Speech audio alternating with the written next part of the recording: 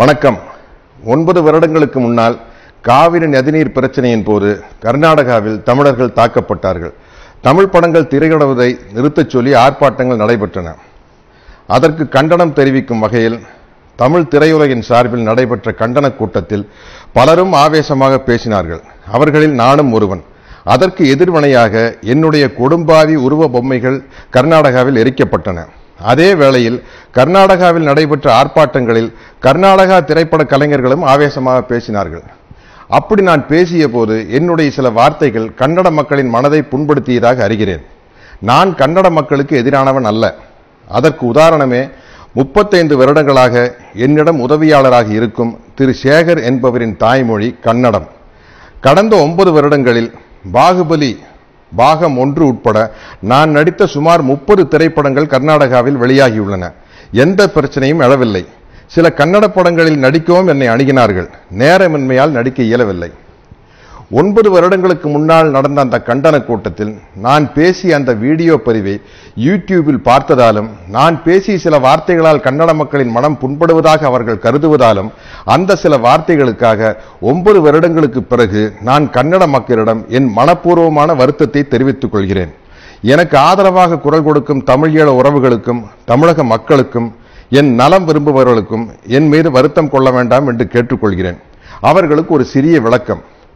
பாகுபலி என்ற மிகப்பெரிய படத்தின் ஒரு மிகச்சிறிய தொழிலாளிதான் நான்.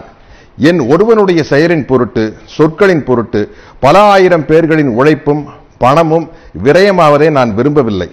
அது மட்டுமல்லாது கர்நாடக மாநிலத்திற்கு பாகுபலி 2ஆம் பாகத்தை வாங்கிய விநியோகஸ்தர்களும் திரையரங்கு உரிமையாளர்களும் பாதிக்கப்படாமல்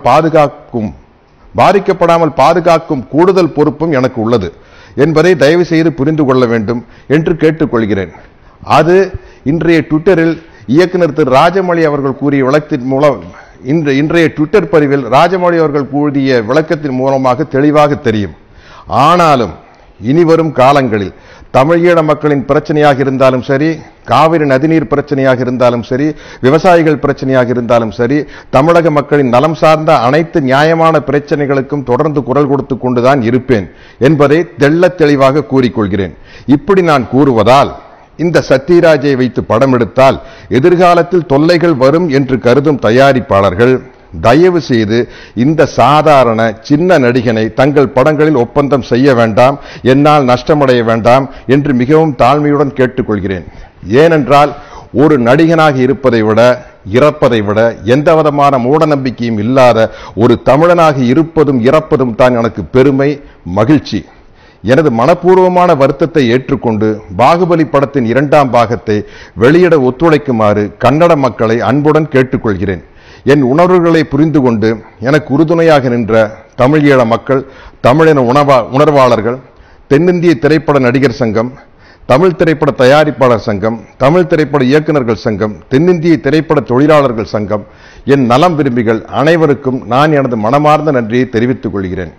என்னால் ஏற்பட்ட தொல்லைகளை பொறுத்து கொண்ட இயக்குனர் திரு ராஜமௌழி, தயாரிப்பாளர்கள் திரு ஷோபு, திரு பிரசாத் மற்றும் பாகுபலி படக்குழுவினர் அனைவருக்கும் எனது மனமார்ந்த நன்றியை தெரிவித்துக் கொள்கிறேன்.